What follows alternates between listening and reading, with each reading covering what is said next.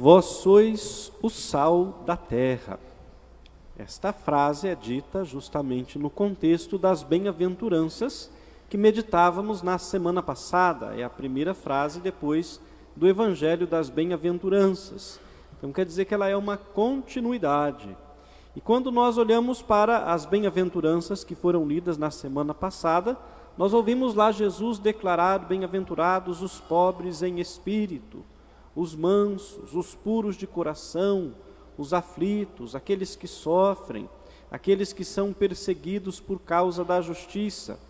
Assim ele dizia então para os seus discípulos: sereis felizes se vocês forem na contramão do mundo, que declara bem-aventurado, feliz, aqueles que são os poderosos, aqueles que enganam, aqueles que vivem na diversão, da dispersão, enfim.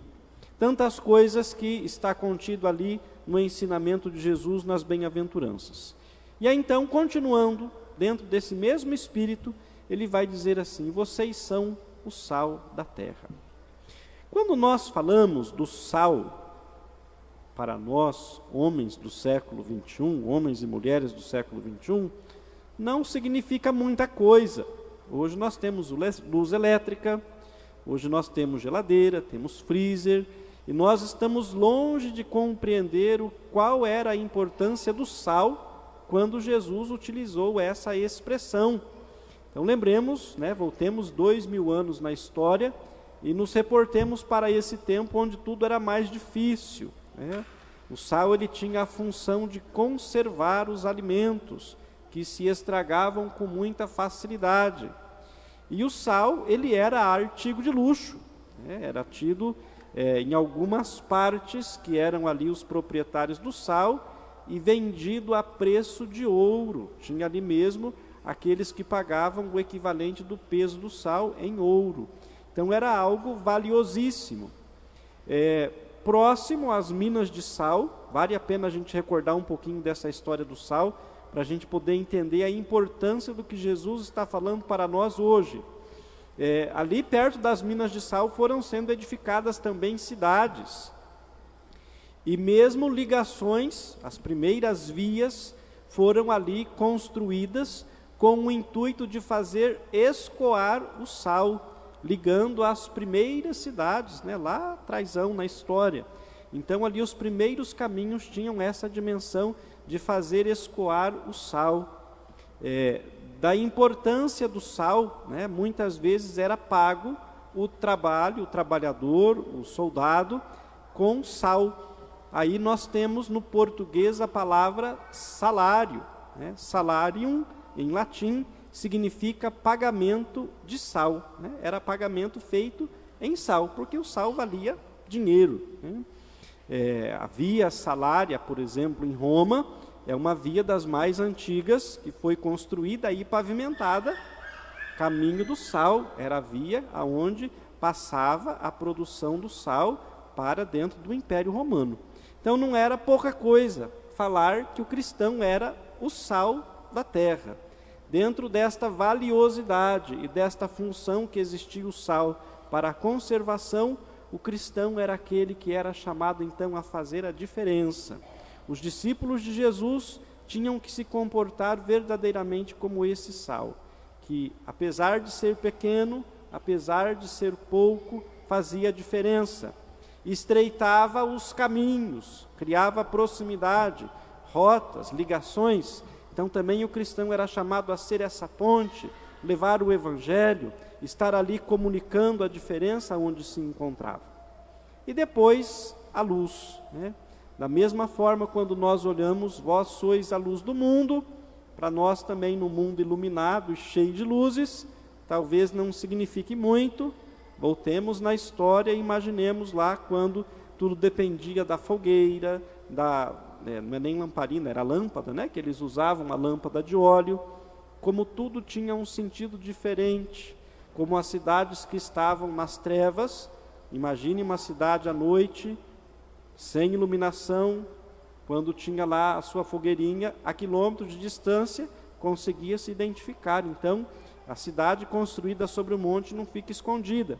O cristão também é assim: brilhe a vossa luz diante dos homens, para que vejam vossas boas obras e glorifiquem o vosso Pai que está no céu.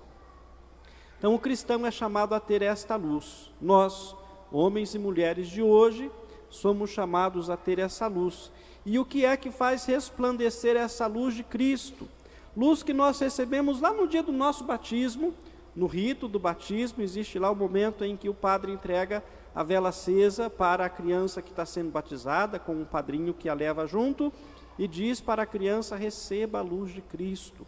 Naquele momento ela está recebendo essa luz lá dentro do coração, a chama da fé dentro de si, externalizada em uma vela, mas a verdadeira luz que resplandece. Então, quando nós olhamos para esta luz e olhamos para a primeira leitura, nós vamos perceber que essa luz deve resplandecer em forma de obras. Vamos dar uma olhadinha nos primeiros versículos da leitura que nós acabamos de ouvir. Reparte o pão com o faminto, acolhe em casa os pobres e peregrinos. Quando encontrares um nu, cobre-o, e não desprezes a tua carne. Quem participou da missa ao longo da semana, nós meditávamos a carta aos Hebreus, que nos falava quase a mesma coisa, lembrando então desse cuidado que devemos ter da hospitalidade, o cuidado com o faminto, o necessitado, com o preso, com o doente. E aí a leitura da carta aos Hebreus dizia assim: porque vós também tendes um corpo. Quando nós olhamos para essa expressão, nós vamos conseguir compreender que a medida da compaixão pelo irmão é poder sentir na nossa carne aquilo que o outro está sofrendo na carne dele. Então lembrar que nós temos um corpo, nós também temos uma carne. E assim como nós queremos nos ver livres dos sofrimentos, das dores, angústias que pesam sobre esse corpo, olhar para aquele que as padece e dele se compadecer. Então é essa luz que vai dizer: e assim brilhará a vossa luz, e a sua saúde se recuperará mais depressa, dizia a leitura. Então ter esse cuidado, a luz das nossas obras, a luz das nossas ações, que deve resplandecer como consequência da fé que professamos, do Jesus que nós acreditamos. Gostaria de concluir essa reflexão com uma imagem de um filme. O padre teve tempo para assistir filme nessas férias, olha que coisa boa. E aí, assisti um filme, uma história bem longa, eu quero contar só um pedacinho. Um pai e um filho estavam caminhando num mundo em ruínas, né? Um mundo num cenário pós-apocalíptico, muita gente tinha morrido, ficou ali uns pouquinhos na terra, e ali tinha alguns que faziam o mal, estavam fazendo canibalismo, porque não tinha comida, então estavam comendo outras pessoas, e esse pai e o filho tinham que fugir para uma determinada região na beira do mar, né? E eles iam se escondendo, né, quando encontravam ali os homens maus. E num dado momento, o filho dele, que era um adolescente, começa então a se impacientar, né, e questiona então o pai: de que vale nós ficarmos aqui vivendo desse jeito, se escondendo, né, sem saber o que vai acontecer? Por que estamos aqui, né? Não seria melhor morrer também? E aí o pai olha para o filho e diz assim: não, né? E ele perguntando: por que eles são tão maus? Aí o pai dizia assim: não, eles são tão maus porque eles não têm a chama. Nós temos a chama, e nós temos que levar essa chama adiante, e temos também que transmitir esta chama. Lá no finalzinho do filme, o pai da criança vai morrer, né? E uma outra pessoa vai se aproximar dele. Todos aqueles que se aproximavam queriam fazer o mal, e aquele não. E aí então o menino olha para aquele homem que chega perto dele e pergunta assim: então você também tem a chama? Porque não queria fazer o mal. Daí ele perguntou: que chama? Aí ele falava assim: não, o meu pai dizia que nós temos a chama. Aí ele dizia: tenho também a chama, né? Essa chama da esperança que não pode se apagar, né? Então conhecer aquele que tem a chama pelas ações que ele realiza. Nós, enquanto cristãos católicos, vamos imaginar, se a nossa fé fosse o sal, de que espécie seria esse sal.